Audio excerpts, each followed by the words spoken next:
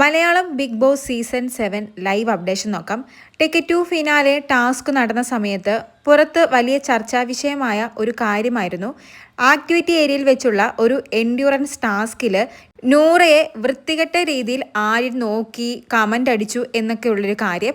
ആ ഒരു കാര്യം നൂറ വന്ന് അനുമോളോടും ആദിലയോടും പറയുന്നു. അന്ന് വളരെ ദേഷ്യത്തോടു കൂടിയാണ് ആദില ആ കാര്യത്തോട് റിയാക്ട് ചെയ്തത്. അതിൻ്റെ പേരിൽ നൂറയും ആദിലയും തമ്മിൽ വഴക്കുണ്ടായിരുന്നു. എന്തുകൊണ്ട് നീ നല്ല രീതിയിൽ റിയാക്ട് ചെയ്തില്ല എന്നൊക്കെ ആദില നൂറയോടന്ന് ചോദിച്ചിരുന്നു. ആ ഒരു കാര്യം കൊണ്ട് തന്നെ ആര്യന് കുറച്ച് നെഗറ്റീവ് ആയിരുന്നു പുറത്ത്. ആ വീക്കിൽ തന്നെ ആര്യൻ എവിക്റ്റായി പോകുന്നുണ്ട്. ആ ഒരു സംഭവത്തിന് ആദില ഇപ്പോൾ ആര്യനോട് മാപ്പ് പറഞ്ഞിരിക്കുകയാണ്.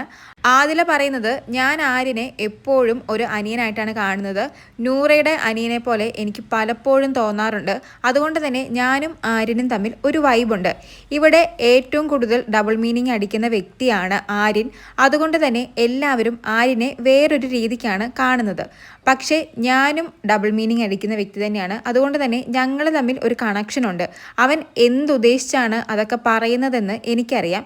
പക്ഷേ പുറത്തോട്ട് ചിലപ്പോൾ അവനെ വൾഗറായിട്ടായിരിക്കും കാണുന്നത്. ടിക്കറ്റ് 2 ഫിനാലയിൽ ഇങ്ങനെയൊരു സംഭവം നടന്നു. അതെന്നോട് നൂറ വന്ന് പറഞ്ഞു.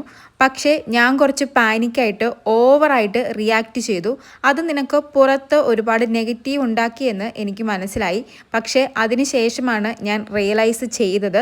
അതുകൊണ്ട് ഈ സമയത്ത് ഞാൻ നിന്നോട് സോറി പറയുകയാണെന്നും പറയുന്നു. അപ്പോൾ ആര്യം പറയുന്നത്, അതൊന്നും കുഴപ്പമില്ലടാ, പക്ഷേ നീ ഇപ്പോൾ ഇതൊന്ന് ക്ലിയർ ചെയ്തല്ലോ, അത് വലിയ ഉപകാരമെന്ന് ആര്യൻ പറയുന്നുണ്ട്. എന്നിട്ട് ആര്യം പോയി നൂറയും ആദിലേനെയും ഒക്കെ ഹഗ് ചെയ്യുന്നുണ്ട്. ബിഗ് ബോസ് ഹൗസിലുള്ള പലർക്കും ഈ ഒരു സംഭവം അറിയില്ല. കാരണം ആരോടും അങ്ങനെ ആദിലയും നൂറയും ഇത് ഷെയർ ചെയ്തിട്ടില്ല. പക്ഷേ പുറത്ത് ഇത് വലിയ ചർച്ചാ വിഷയമായി എന്ന് പലരും റീ എൻട്രി നടത്തിയ സമയത്ത് ആദിലയ്ക്ക് മനസ്സിലായി.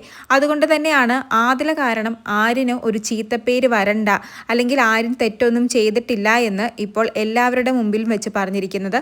അങ്ങനെ ആദില കാരണമുണ്ടായ ഒരു പ്രശ്നം ആദിലയായിട്ട് തന്നെ പരിഹരിച്ചിരിക്കുകയാണ്. കൂടുതൽ ലൈവ് അപ്ഡേറ്റുകളുമായി വീണ്ടും വരാം.